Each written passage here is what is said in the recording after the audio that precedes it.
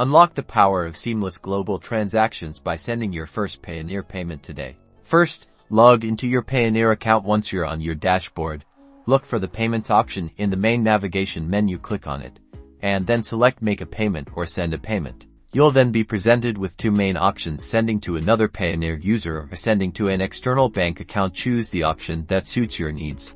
If you're paying another Payoneer user, you'll need their Payoneer registered email address or their Payoneer ID. Enter this information accurately. Next, specify the amount you wish to send and select the currency. You may also have the option to add a memo or description for your transaction.